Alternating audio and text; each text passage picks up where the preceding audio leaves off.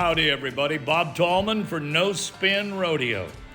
No politics, no BS, just hard-hitting news and rodeo commentary from two of the most trusted sources in our sport. Kendra Santos, Tommy Joe Lucia. Listen up. Here we go. Hello, everybody. Welcome to No Spin Rodeo. Thank you for turning us in on the radio and watching us. If you're watching us on YouTube Live, I am in Chile, Kentucky for Road to the Horse in beautiful Lexington, where they have the most beautiful horse farms I've ever seen in my life. And Kendra, I really like that pink shirt.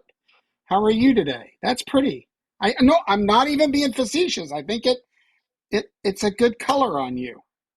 Thank you. My daughter-in-law Jane gave it to me. Thanks. That was very nice of her. Oh, kind. What have you been up to there, lady? I have been writing stories and doing a lot of that, but talking to cowboys. Today, as one example, I love my life. Like I say it all the time, but it's true because, like, to write a story about one of our NFR team reppers from the 60s and 70s who just passed away, the call I ended up on for just a few basic facts from Jimmy Rodriguez, who was one of this guy's partners. And before we visited for a while, and he's telling me about their airplane catching fire and a crash landing with Roy Cooper and Tom Ferguson on the plane and all these things. I'm like, this is a long time ago. And I know that particular story happened after 76 or in 76 because Roy Cooper was a rookie. But like Tom Ferguson never woke up and they crash landed with the engine on fire. So the Wright brothers were probably flying. It was that long ago. The stories are just so great and they don't end. But I love it. And so I love that I get to hear about it and share it before. I mean, some of these, such an amazing generation of cowboys, is leaving. I mean, John Papugian just died at 89 years old. That's a great long life, but pretty cool, And when people win world heading titles on your heel horse, you have some pretty nice horses. But anyway. Well, I'll say. Well, and there's been some big team roping news. Like, I've seen it all around. What's this about the fastest? Is it tying? It's a run? It is. So last night, okay, so today is March 17th. Last night, Monday night, March 16th, James Arvizo, this is Rodeo Austin, James Arvizo and Rance Doyle were 3-2 to tie the world record, which Rance just tied himself. That's pretty cool, right? And so wow. He was 3-2 behind Mason Appleton at the Snake River Stampede in Nampa, Idaho last summer to new record. And then last night behind Derek Begay and Coulter Todd ran their final Super Series 5 steer last night and advanced out of their set to the semifinals at Houston. And the same night, his nephew, who was last year's Rookie of the Year, Rookie Header of the Year, and this Rance Doyle were 3-2 to tie Rance's, existing record. But cool to me too is like, so how did this happen? In 1968, Red Doyle is an NFR bull rider. Fast forward to like you and my tenure with the PBR and, the PRCA and the NFR. Roy Doyle, Rance's dad, is a PBR cowboy and NFR bull rider. And so here's the world record holder comes from generations of bull riders. And so that's kind of interesting. Anyway. It is very interesting. Very interesting. Well, I think we're just going to chit chat. We're just going to have a conversation. And when we have a conversation, who knows where it'll go. But today is just conversation day. And I think that the main headlines in our sport kind of revolve around Houston. So I did a little bit of research on Houston, and I just think it's interesting. This rodeo, the stock show, started in 1931. And 7 ranchers got together in a hotel and wanted to do something to increase the awareness of ranching and bring some money into town in the agricultural space. And so in 1932, they did their first, called the Houston Fat Stock Show and Livestock Exhibition. And they had about 2,000 people that attended at Sam Houston Hall. Now, in contrast, 2.7 million people come to the Houston Livestock Show and Rodeo. They give away $66 million in scholarships. I mean, 660 million, because I just looked that up a while ago. For 660? 660 million, 22,000 plus kids over the years have gotten scholarships. And what I saw was that 1932 was the first year for the rodeo. But Yep. now, the other thing that just caught my eye the other day randomly about Houston is that a 13-year-old Reagan Miller from Seagraves, Texas, just sold her Grand Champion market lamb for $1 million on March 13th. I'm like, what?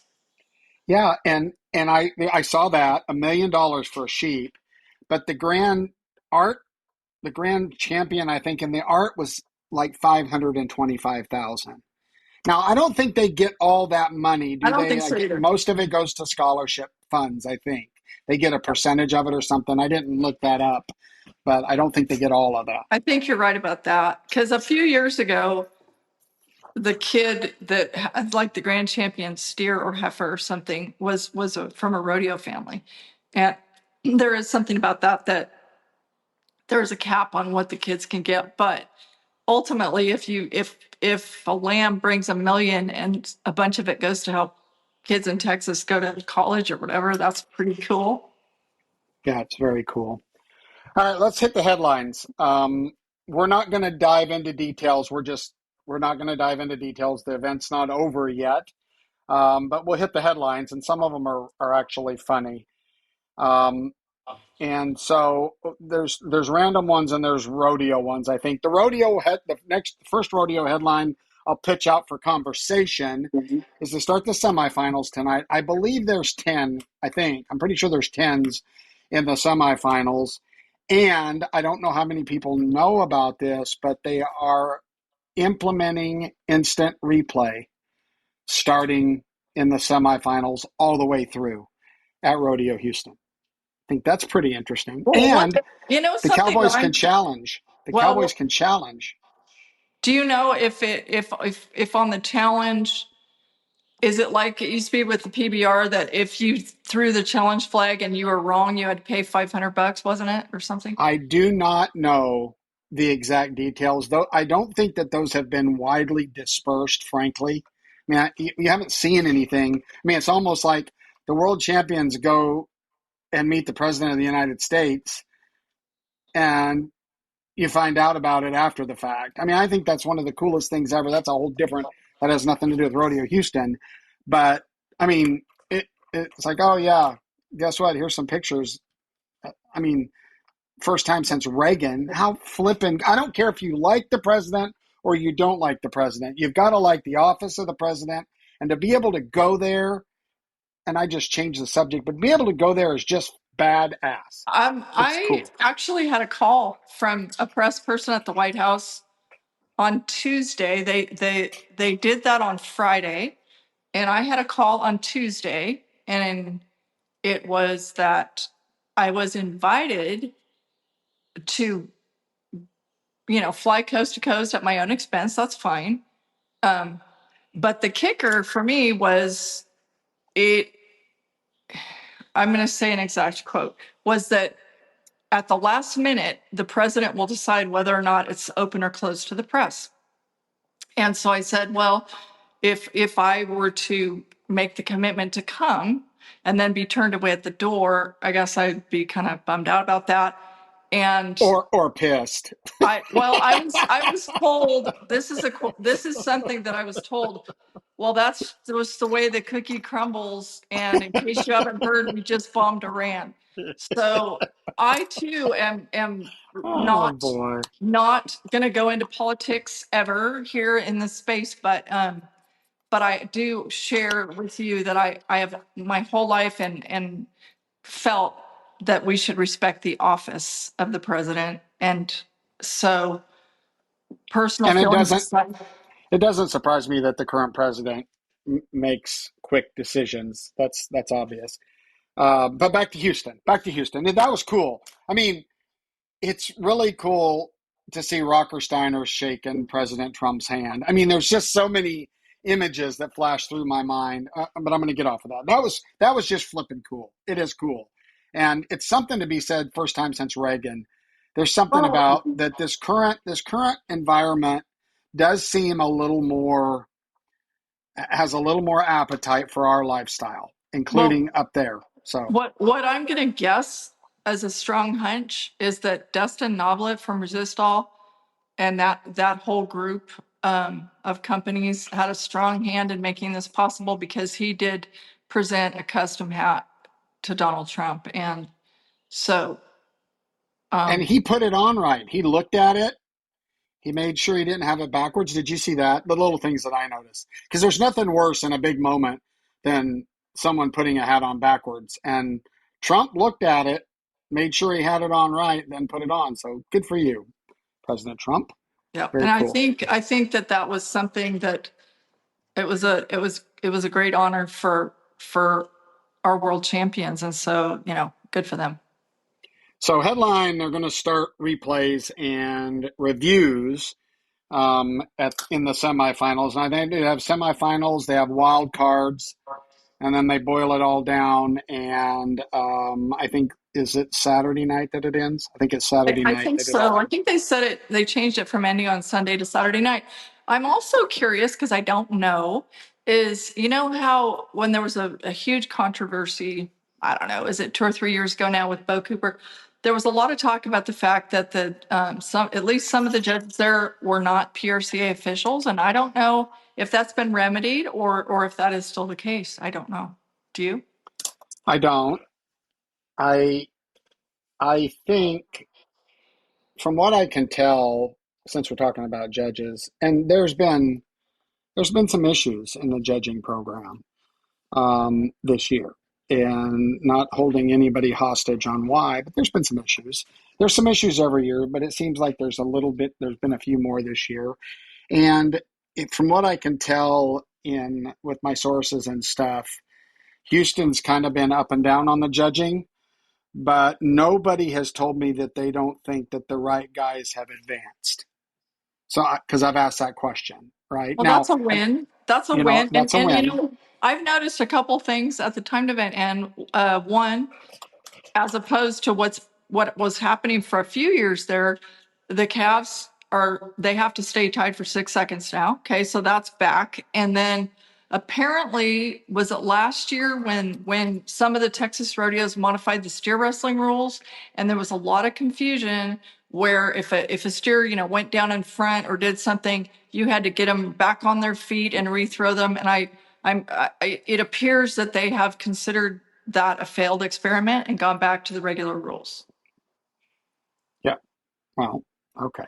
We won't get into that. Now, um, interesting. I've saw some stuff on Facebook and around about the dirt. The ground was a problem, has been a problem in Houston. And it is true that Randy Spraggins, and I don't know who else is joining, but the WPRA strongly pushed for Spraggins and some of them people to help. So I'm gonna tell some insider knowledge here. I guarantee you that Randy Spraggins and his team helped the ground. But I'll tell you the biggest thing that I know helped the ground that Randy and them can take credit for. And that is, when they used to have, this is interesting, when they used to have the old stage, it was very, very heavy. And so what they would do with the ground at Houston, and I don't know if everybody knew this, but they would put a heavy compact of clay in the center where the stage set, because it would want to sink on one side or the other. Now, I don't know how many years ago it was, but now they have this. I'm telling you, have you seen it, Kendra? That's the new stage that comes out is a show in itself. Have you seen that thing come out? Like No. it's automated. It looks like a transformer. It comes out. There's a whole light show. Like there's a production around the stage driving out and opening up. But my point is, what I hear, and I think it's true, is that they did not put the clay in the middle of the ground this year, that they trusted that this stage would not sink, and it hasn't.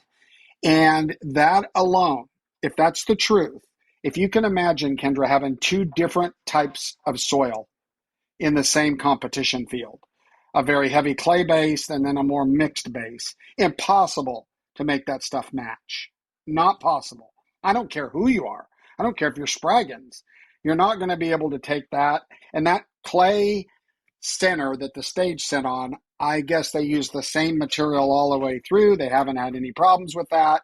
And the final note is, I don't know if you've heard anything, but the ground is better at Houston this year. So congratulations to Houston, to Randy, for not having the clay circle, all that stuff. Was one of the barrels on top of the clay and the other barrels on the other dirt, or? I don't know that it was on top, but I think it was close enough that you can imagine you have a ground change there in moisture, right? In compaction. You're going to be hitting a ledge. I don't care what you do, right? And so that is a good thing, and I think they compacted that area on purpose down low. So you'd have a hard pan. You never want a hard pan, all those kind of things, but they fixed it and the stage isn't sinking and the ground is better. So good for everybody, right? Yep. Good for everybody.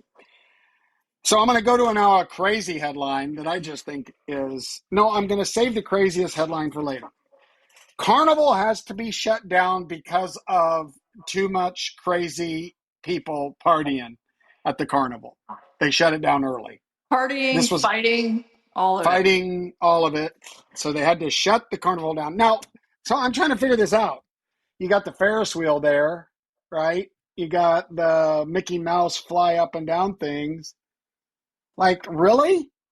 Isn't the carnival where the family goes? Like, why was there a drunken brawl at the carnival? I mean, that one surprised me, that they had to shut it down because it got a little unruly at the carnival.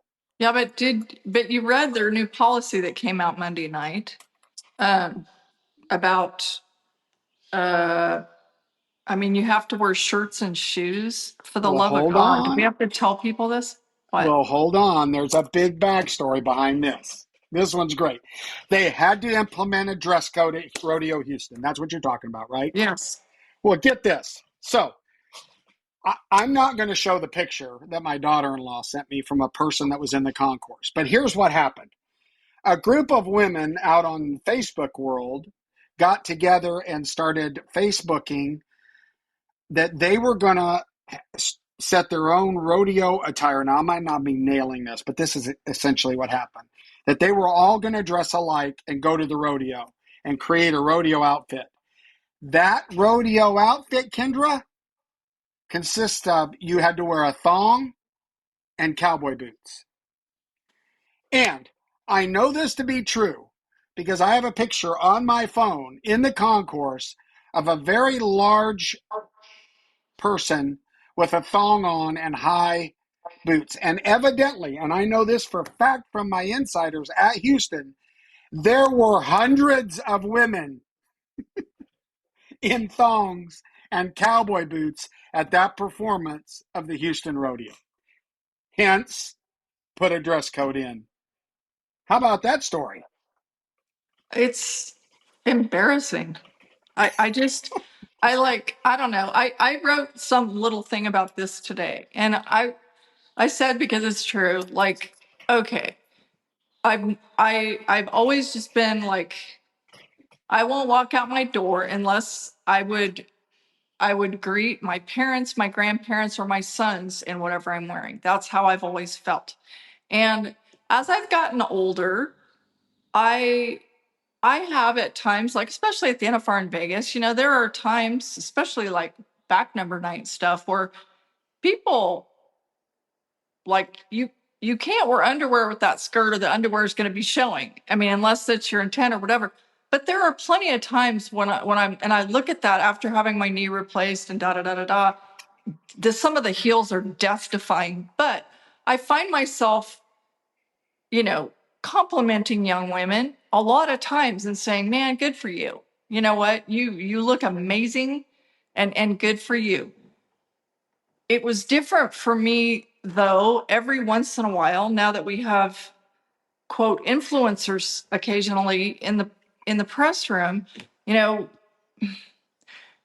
of my best advice to young people who say that they want to do what I do is, your personal contact actually matters. And so if you dress like, pardon me, but to be blunt, but like a streetwalker and you come down to interview cowboys or whatever, you're just truly not doing yourself any favors because, I don't know. I kind of like staying away from politics. I'm not trying to be like holier than thou at all. And I'm like, if you look good, great. But under zero circumstances would wearing a thong and high heels be appropriate. I don't care if you're going to, Shabuzi. I mean, If you're that's going to just the like, ship, yeah. come on. I mean, it was funny when we were kids and there were streakers at football games and stuff. Everybody's laughing and stuff, but the people got thrown out. I mean, what I thought was interesting about this policy is like, well, for one thing, when I like in the carnival setting and stuff, it came down to safety. And a comment I made today and what I wrote was, this was not just some by the seat of their pants decision. I mean, obviously they Pardon have. the pun. Oh, I didn't mean it. But anyway, lack of seat of your pants. Go ahead. this took major legal support to do it, and making sure, in this day and age of freedom of expression and freedom of speech and everything else. But so what gets interesting on the dress code part is, are they allowed to do that because it's a technically a private event, or how does this work? Because you know what I'm saying? Like on the legal side, you have to have a foundation so you don't get sued by the girl in the thong and the high heels. Well, but if you choose to purchase a ticket, you purchase the ticket based on the rules around that ticket. So I choose to purchase the ticket. So when you purchase, this is what I assume. Well, this is what I pretty much know. When you purchase the ticket, that disclaimer has to be on there. When you purchase this ticket, you can only come in if you're not wearing a thong and tall boots, right? I mean, that, and I think that's perfectly fair for a family event. Listen, I might just be an old guy. I am an old guy. But, even in Vegas, the young women that make me say, wow, she looks beautiful, are the ones that are just dressed classy to the hilt. And no doubt they're not beautiful, right? That they're not, in shape and all the stuff that I wish I was and all of that stuff.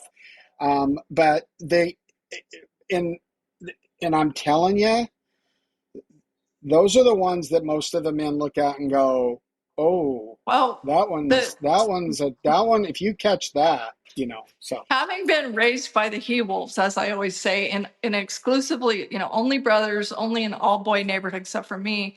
So growing up, listening to all ages of boys, the leave something to the imagination is something you just said. Now, would they be entertained and maybe, consider it in the short term? Absolutely, but it just makes me sad otherwise. And to think about people taking their children and grandchildren and like fashion is one thing at the rodeo, but the shutting of the carnival down was a safety issue, and like, profanity on t-shirts and, half but of people's butts listen, showing, and like I'm you can't telling take your kids, and it got dangerous and scary. I mean, we've seen videos. There was gang activity and fights, and you can't take little kids into that situation. Well, and you trust me, the picture that I saw, you can't buy a corn dog and enjoy it and walk behind the picture I saw. Like, it's just too much. But it doesn't really matter. They did what they thought they needed to do for their audience as a whole, and hats off to them. And I'm sure there's some rodeo event. No, I'm sure there's some events that could pretend like they're rodeos, that attire is perfectly welcome, but no longer at Rodeo Houston can you wear your T-back and your tall boots. Next one. Noticed on Facebook that there were several posts from a lot of the staff.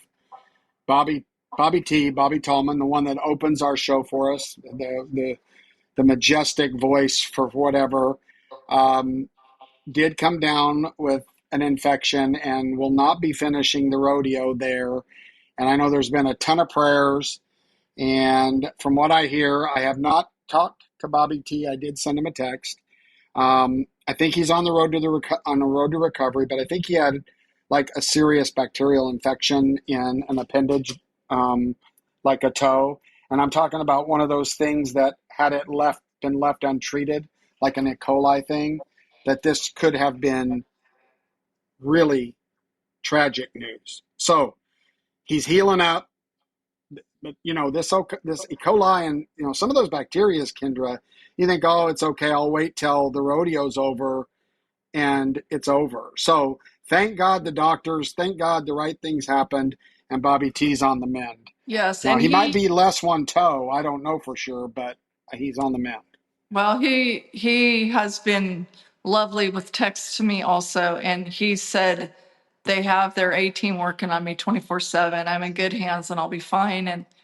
But I mean, what a huge, not having him in the mix is tricky, but it is awesome. It's usually my late night indulgence that I get to watch it. And when he's like, let's Houston, let's go, and Yep. then of course his famous Hello Houston is, I mean, it's epic. And so he's absolutely being missed. I'm sure it's, besides him, he's been really sick.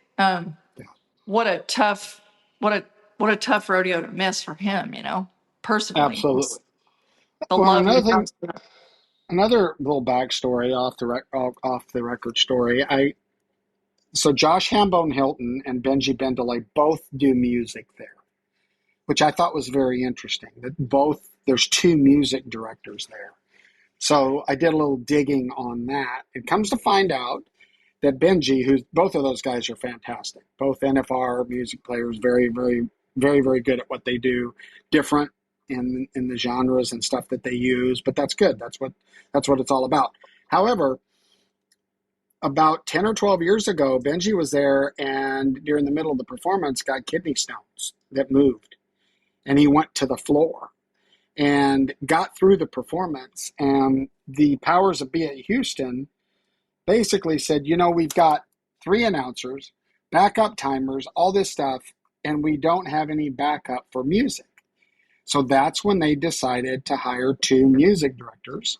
And Josh Hambone Hilton and Benji share the duties throughout the performance. They don't do performance. They don't do like one performance, then you do the next. They hand off different events and stuff and keep it live. So, of course, I find that stuff interesting. I wondered why they had 2 guys there. And that's why. In case a kidney stone rolls, you got a backup. And that makes sense when you pay someone to do music. And if they go down, you have a problem. So I thought that was an interesting tidbit. Yeah, I feel like Houston is kind of no stone unturned on the production. And just like, I mean, the angles they give us to watch the replay and things, if something happens, like here's this other angle, here's the overhead angle, here's all these different angles, and you want to see it in slow motion, we're going to show you that too. I mean, it's the greatest produced rodeo, the best video broadcast production in rodeo, in period. Like even the big show in December, this one is the very best. But they've got a whole host, and it's not a but. The reason is they've got a whole host of Fox broadcast people that are a part of that team there, that not only are they great at what they do, but they find interesting angles because they're interested. They're not necessarily doing always the same old thing, right? Because they do this once a year, and I understand that crew absolutely loves it. Everybody wants to do the rodeo, and they're very, very good at it. Now, I think it's interesting. It's kind of this collision between old school and new school. For instance, I've noticed the shoot microphones. They're very, very, very good. Like that's an art, by the way. Being able to dial in the audio, like on the side of an NFL game, when you hear the pad hit and the football drop, there are guys that are incredibly talented that are dialing that in. They're literally dialing out the stuff you don't want to hear and dialing up the stuff that you do, so that you're hearing these things. You're like, it's almost like you're standing right there. Well, it's the same thing at Rodeo Houston with their shoot audio. However, I find it completely entertaining to hear Binion Survey say something that Binion Survey probably shouldn't say, or any, you'll, if you really listen, you'll hear some really, really interesting things that we all hear when we're behind the shoots, when we're producing rodeos, right? But we're not used to hearing that stuff over the airwaves, and it's cool and it's neat, but we've got to be a little bit careful. Got to be a little bit careful, because I don't know that these guys know how well those microphones can hear them behind the shoots. Well, and that stadium is so much higher tech than Thomas and Mack, for example, and that plays into the replay conversation also. But on the different people mic'd up part of it, it's interesting to me. Like, do they have like posted in the ground rules or in the locker rooms or anything? Heads up, everybody. Anything you say back there when we're live is, I just wonder, does anybody I get a wonder. heads up? Because, Well, I imagine the heads ups when they say something and then they see it get texted to them that they probably shouldn't have said that, and then it probably gets around the locker room. And the thing about it is you never really know what they're going to take and not take. They're listening to everything, right? And it's also interesting. The other thing, when you have a new crew like that, it's interesting that they're very interested in new angles and stuff. But there's relevant data that they don't realize is relevant, that they could use, that they don't even realize is important to some of the aficionados like you, right? That it could be said and maybe left on the shelf, but it doesn't really matter. The end result is, in my opinion, the very best broadcast production of rodeo ever, period, end of story. Like, it just is. And there's a million reasons why, and that's irrelevant. But you want to watch rodeo and want to see it done as good as it can be done, find the Houston Rodeo and watch a performance. I think that's just true. And it being our richest regular season rodeo is tremendous. There is so much to compliment them about, and $660 million worth of scholarships over the years is extraordinary, and who doesn't want to help kids? And the one thing that I always just put, PS, please do keep increasing the prize money for the contestants also while you're at it. And I mean, last year, I think, without going back and doing a quick check, I think 5 Houston champions last year won the world, because they increased it last year. Instead of the winners, what was it? Instead of winning 50, you won, was it 60? People won over 60 grand that won it. And I mean, obviously, how many rodeos, that has the impact of so many rodeos all put together. It's a huge impact. And so I feel like another thing that's interesting to mention about Houston is there is always like a conversation and there's a line to walk with. Sometimes in the past, Houston's gotten away with getting to call a few of their own special ground rules shots, right? And I Yeah. think the current administration is holding to the rule book. I think it was what it appears, but there's that question: should you be able to set a few of your own rules if you add a huge amount of money, or not? The old school feeling is, the rules apply to everybody, and it took forever to get them all put in place, so they apply to everyone. I don't know how you feel about that. It's just, it has a Well, huge impact on the entire rodeo season. Houston does, obviously. it does. And I don't think there's room in this conversation for, I think we will stay above the clouds a little bit. Um, there's arguments that you win Houston, you win a gold buckle. There's no doubt that you win it, but there are a lot of, you don't have to win 20 rodeos now to match Houston. You could win three, But okay? how And many that people makes a win 20 difference. rodeos in a season? But I'm saying the good news is that the money's went up across the boards. There are other big rodeos.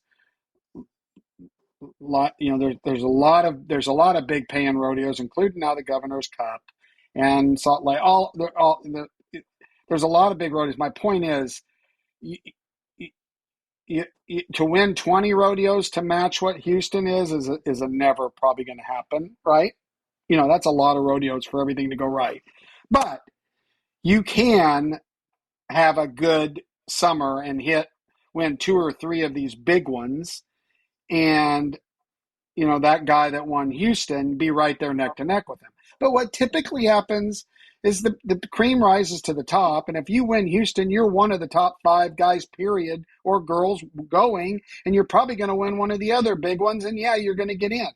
Well, You're and gonna you're gonna I win it. certainly do not think that it's an automatic gold buckle, but it's almost an automatic. You're going to make the NFR this year, which is the point of being out there all year. And I can literally only name one person, and I won't name him, that I know of that won Houston in the last 10 years that did not make the NFR. One. So getting you to where the big money is at the NFR is huge. So I agree. Well, yeah. and I think it's interesting, and I don't know the young man's name, so forgive me, no spinners. Look it up if you can. I think this is cool. They invited, or however it works, the winners from the permit challenge in Waco to come compete. Well, there's a bronc rider that won his round that's a permit guy that came in from Waco, and I forgot his name, but he's in the semis. Wouldn't it be cool? Wouldn't it be so cool if a kid wins Waco in a permit challenge, luckily gets into Houston because he won that and won the rodeo?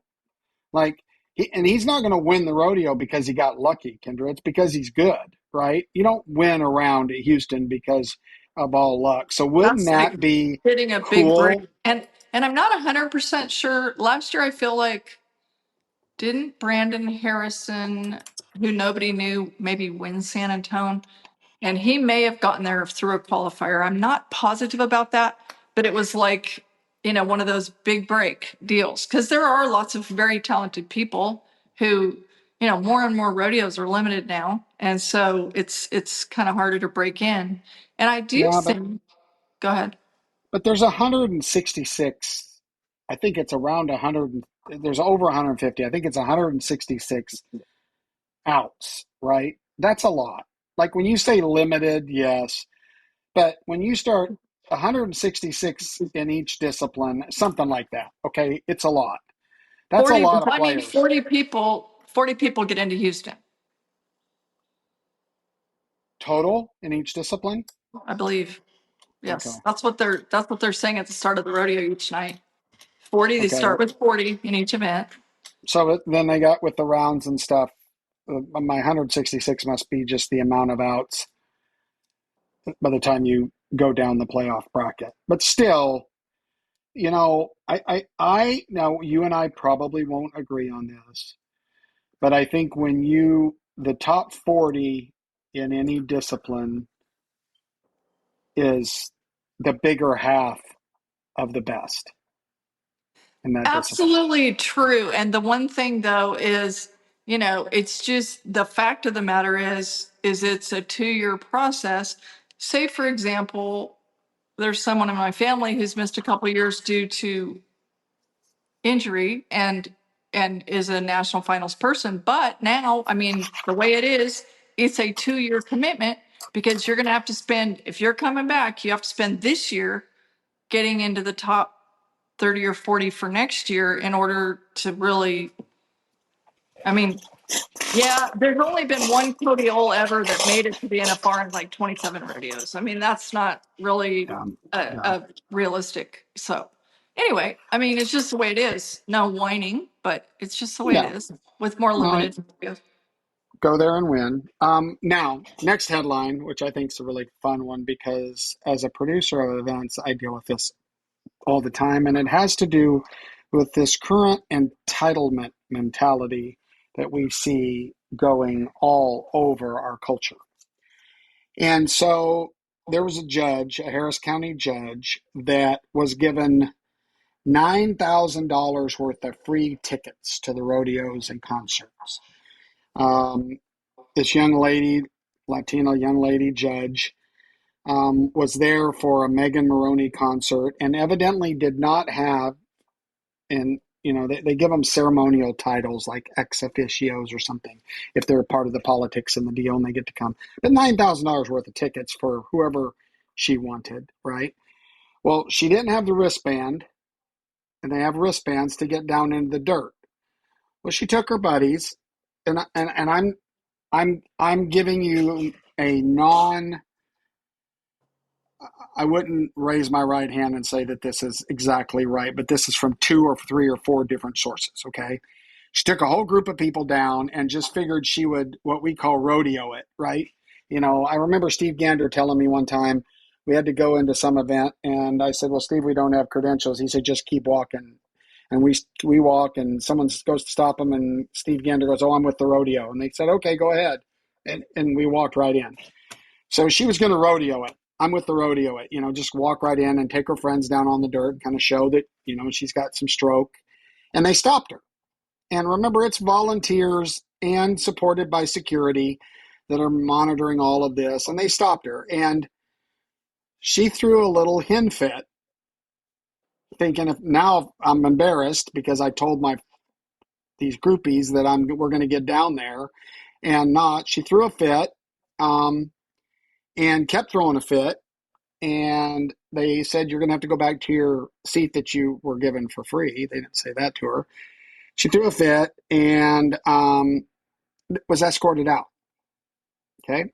Which is exactly what should happen if someone just doesn't want to play by the rules.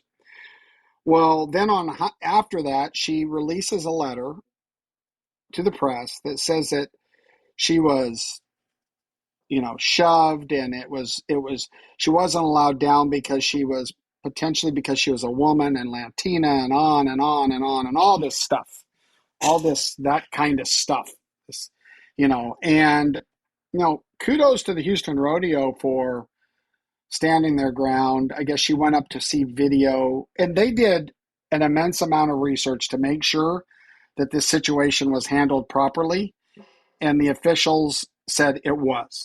And they looked at it, and they looked at it. This is a delicate situation. And if you start to do a little digging, this particular judge is not running for a re-election because she's not very popular. She's not making the press. So it was really, to me, it looks like it was a press stunt. And I just, hats off to the volunteers and the staff that stuck by their guns, said, I'm sorry, ma'am, you don't have a wristband. I don't care who you are, which is what I say at my events. You need to get the right credentials, right? Are These you people. are you not naming her to protect her? No, I'm not protecting her. I don't want to mess it up. I'm Lena just going to say, Hidalgo. Lena yeah, Hidalgo's Harris yes. County Judge Lena Hidalgo, and you just said something about a press stunt or something. That is interesting thought because to me, like she humiliated herself. How Well, it embarrassing! backfired. It backfired in her face, like it. But I think she did it for press. I don't know why else she would do it, right? And maybe she was a little bit embarrassed, but it backfired on her. That's It like definitely me backfired on walking her. around with toilet paper on my shoe see if I can get some press. That to me, it's equally like that. It makes equal sense. Like, so you're going to be like above the law in order to get press. I mean, the only press you're going to get is that you look like an idiot.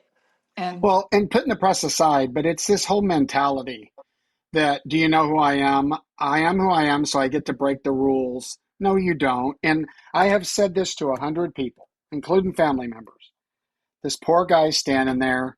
Yeah, he looks like he probably could be serving a burger at McDonald's. His job is to watch the gate, right? He stops you.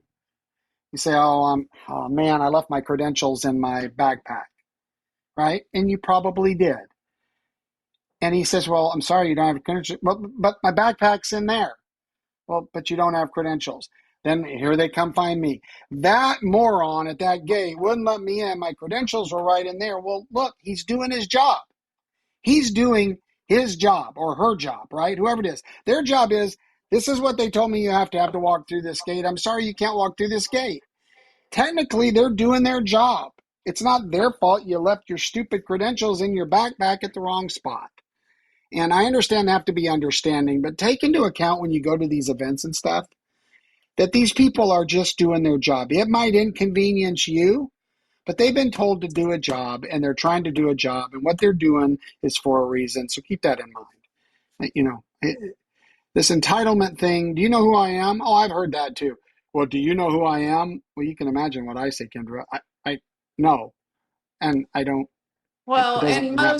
most gate people are nice gate people at rodeos, and there's been a plenty of do you know who I am's, but and every once in a while one of them is just sort of on some sort of weird power trip, and you've been past him 6 times today on your way in and out of this one little gate, and he wants you to present your PRCA card or whatever every time, and sometimes it can get frustrating, but most of these people are really nice, and the people, the contestants who are wise, it's like, we're going to see each other a lot. What's your name? I'm Steve, whatever, Yeah. and these are people. I I mean, know but I know it makes sense that, look, I wouldn't be dressed like this if I wasn't a contestant. I understand that, but here's the deal. I would rather have the gate guy doing his job, right? So somebody doesn't go back there that shouldn't be back there and get hurt, is much better than 2/3 of the gate guards don't even look at anything. And that's the problem. That's what we're used to. We're used to them not even looking. If you have your backpack, if you walk right in there like you belong, most of them don't have the guts to stop you, and they know that, and they do that, and they get conditioned to do that. And give the guy a break that's actually trying to do it right, right? Or the lady a break that's actually trying to do her job. I understand that it might be annoying to you, but give them a break. They're just doing it right. Most of them don't even look. That's why you're like, oh man, I sold. Look at all the tickets I sold. And then after the rodeo, you go back there and like, well, we sold 1,200 tickets. What do you mean we sold 1,200? It was full. Well, it's because everybody wants to sneak in to a rodeo. Nobody wants to pay for a ticket to a rodeo. And by the way, that's how we get prize money and great announcers and great music guys and outstanding livestock is you have to pay those people, and it takes tickets to pay it. And and more all of added us, money. and more added money. But all of us have been guilty of going to a rodeo and not paying. And it's funny because when you're on this side of the ledger, people think tickets are free. Well, technically, they only cost the piece of paper, but the product costs a lot. So every ticket is worth the value printed on it. So if you want a free ticket, trade it for something of equal value. That's fair to the rodeo. So there you go. Off mic. And also, if you happen to be a gate person listening to this, be nice, because there are no tickets without all the people who just drove all night to get there. And, so everybody can be nice. Everybody can be nice, but someone also has to. The flip side of that one is, I understand that you haven't had any sleep and you lost the last 6 rodeos and you hate life right now, but look in the mirror a little bit, and both parties should try to be decent. I mean, I've seen contestant athletes be real nasty people to volunteers and committee people. Nasty, like not right. like go punch them in the nose, nasty. Don't do that either. Gay people, be pleasant, be nice, but understand that they, you know, I remember when I got cancer, my throat cancer, and I was checking out and I didn't feel good, and it hit me, and I may have said this on the podcast. This goes beyond the gate guards and the tired contestants. It's true that you don't know what that person's going through. That whatever that person is, the person checking you out, the person that made you mad, and a little bit of compassion in today's world, a little bit. Just have a little compassion because you don't know what someone's dealing with. I know you expect them to be perfect at all times, but we're all human. You know what I'm saying? Also, it's also worth remembering that most people on rodeo committees are volunteers, and so many of them take their vacation from their day job to work as a volunteer at the rodeo. So to remember that also is not a bad idea. It's pretty nice of Well, them to do that. there isn't, usually at a rodeo, there isn't very many people making the money that the cowboys make, and justified because they are the product and the cowgirls. I get that. But most of those people are donating their time. And we've said this before, and I think most of the contestants recognize this, that if it weren't for all of the rodeo committees and volunteers out there doing this, we wouldn't have the sport that we have. And I think 95% of the competitors understand that. I know the contract personnel as a whole do, because they interact with those people more, right? The contract personnel are usually there the whole time, right? They get to know people, and that's the beauty of our business. And the contract personnel, they do get their expenses paid in addition to their pay, right? No, not They don't pay necessarily. they don't pay for their own hotel room, for example, right? If they don't bring Well, a it, trooper in. it depends on the agreement, right? Like Yeah. technically as a subcontractor, you should write them a check and it should include the motel room from an IRS perspective, right? I feel You like a know, lot of rodeos will have a host hotel and they trade advertising for free yeah, rooms or whatever. and they But do, and sometimes the rooms are free, and sometimes there's meals that are served to the contestants. And the one thing the contract personnel, they're guaranteed a check. There's no doubt about it. They're guaranteed a check. Okay. But usually the checks aren't as big, not always, but sometimes not. I'm talking about all the contract personnel. There's a select few contract personnel positions that the money's gotten up there really, really good. Okay. You can make a really good living. is that As announcers, an bullfighters? announcers, no, bullfighters. Now, the premier bullfighters are getting paid. Announcers are getting paid. The good announcers are getting paid good money now, and they should be. But they're still, if you look at the judges, right? The judges should be making a lot more money than they're making. The timers should be making a lot more money. And this is pot calling the kettle black because I produce rodeos and I have a budget, right? And we spend what we think we have to spend because our goal is to raise money for the charities, right? And so it's part of the free enterprise, but there's a lot of contract personnel that aren't getting paid what they're worth. Did I say this on the podcast? I think I might have. Someone stopped me after I got the Lifetime Achievement Award in Vegas, and they said it was a young man, and he had his little date book. I don't know whether he was a bullfighter or a barrel man, but they all have their little date book, right? Because they're going to the NFR because now they have their PRCA card and they're in the big times. And they're lucky if they get 2 rodeos that first time, right? Literally, and they're walking around like feel like a shoe out of the wrong closet. Anyway, he said, "What's the your lifetime achievement? You've been so successful. What's the key to being successful in this industry?" And a million things came to my head. But the one thing that I said to him that I thought was pretty good is I said this: listen, you need to understand something. You're going to make 80% of what you're worth, and you need to put in 120% effort, and you will do good in this industry. And don't you think, Kendra, that applies to the contestants, to almost everybody? You're making less than what you should be making as a pro athlete. You got to put in 20% more effort to get there.